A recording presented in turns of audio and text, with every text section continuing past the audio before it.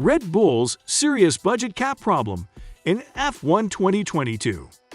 With Formula One's budget cap being announced a few years ago, all that F1 fans would expect is to have a reduction in the gap between the top and midfield teams. With it coming alive this year, it is safe to say that the cost cap is, so far, working up to a certain extent. However, top teams are already saying that they are probably not going to be able to keep their numbers below the amount, with Red Bull's team principal Christian Horner giving the voice, and for once in a lifetime, being aligned with Toto Wolff and Mattia Binotto, team principals of Mercedes and Ferrari, which are the two other big teams in F1. If you want to have a further look into what is going on, stick with us here at F1 Trackside. There is no doubt that Red Bull's development has been furious this year.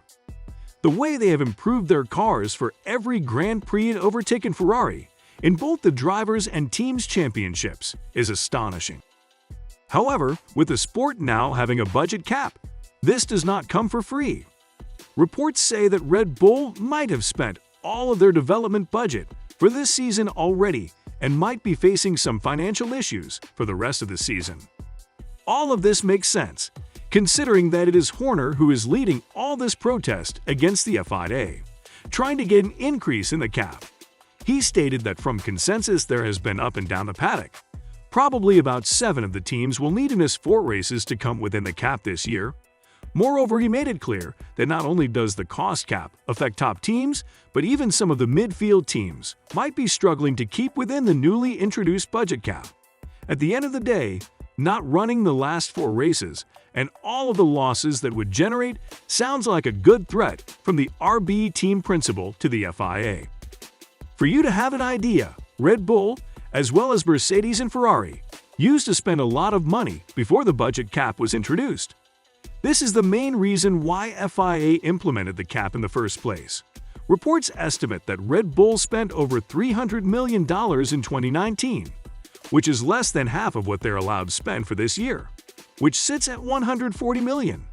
There is a bonus for each race after the 21st race of the season, but given that we'll only have 22 races this season after the cancellation of the Russian GP, it will only be increased by $1.2 million. Making it a total of $141.2 million. The cap is of course aimed to increase the competitiveness of the sport. Just take the example of European football leagues. Those which have budget caps are usually a lot closer and more entertaining. The ones that don't are usually dominated by 1 or 2 teams, and it just becomes boring. This is what the FIA wanted to avoid when the idea of the cap was introduced. They wanted to prevent Mercedes, Ferrari, and Red Bull from outspending the rest of the teams in considerable amounts. And it is for this reason that these are the teams who are in favor of increasing the cap, together with McLaren, who is apparently in favor as well. The rest of the teams, as they just don't have the resources, don't care. They had always operated in numbers similar or even lower than those $140 million. Horner has addressed their incapacity to stay within the budget, to the inflation crisis that is hitting the world due to the war in Ukraine. He cited, for example, that freight costs had quadrupled its prices and stated that those aspects are outside of their control. With a lot of teams being based in the UK and having their factories there, the inflation that the country is dealing with certainly brings the costs up. Services are more expensive, energy is as well, and in ideal conditions, salaries should increase accordingly. However, does that really affect the cap? And whatever the situation is, shouldn't they have thought about this prior to the season and saved some money as an emergency fund? Previewing might be something that Red Bull might have skipped, or more probably, they might have overspent in other areas. Otmar Szafnauer, Alpine's team principal, has been pretty critical on this. "We set our budgets early." He also said that we kind of anticipated a little bit of the inflation. Inflation didn't just creep up on us. If we can do it, for sure others can do it too. I'm not for just increasing the cap.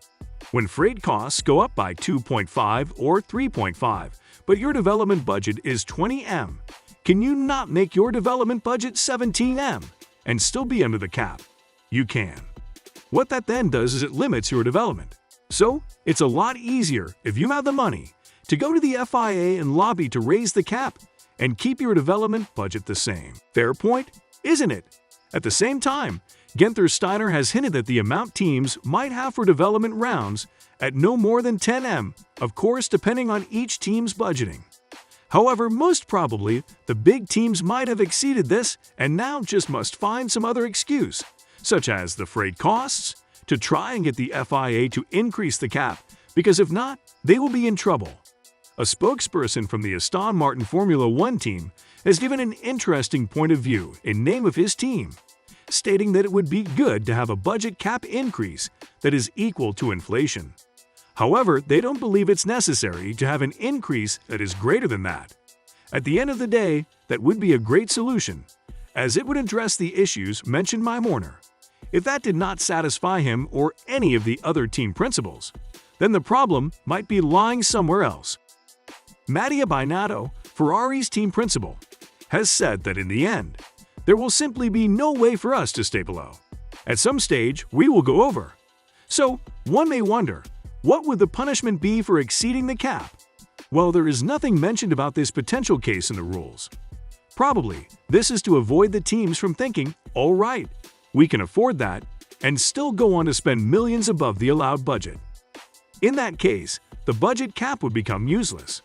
There are rumors that the FIA will be strict on this, by for example introducing time penalties or similar for those that exceed the cap. But this has not been officially confirmed and only time will show.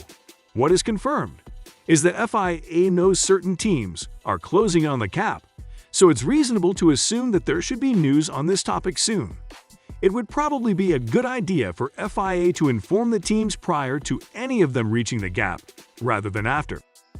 An option that has been discussed unofficially is to disqualify the teams and their drivers from the championships if they were to exceed the budget cap.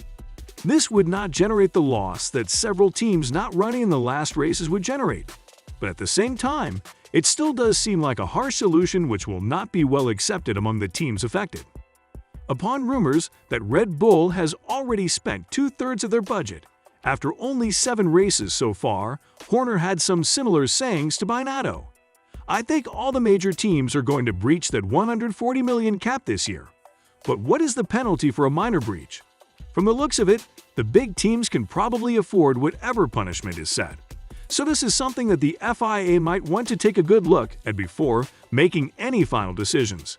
However, having spent that much so early in the season is probably related to the all-new regulations that was introduced this season. Many of the teams have experienced unexpected issues, such as reliability, purposing, and lack of performance in relation to the changes to the cars, which understandably has increased the need for changes along the way. At the end of the day, many of the teams have always operated with less budget than what is at their disposal with the cap. So the question is, why can't the top teams do it now? After all, should the cap be increased, the whole point of the budget cap will be worthless. Having reached this point of the video, we want to hear from you. What do you think about the budget cap that was introduced this season? Do you think it should be raised from its current level? What do you think might be really going on at Red Bull? We look forward to hearing from you in the comments section below. If you have watched until the end and enjoyed the video, don't hesitate to like and subscribe to F1 Trackside for more content about Formula One. We look forward to welcoming you in the next one.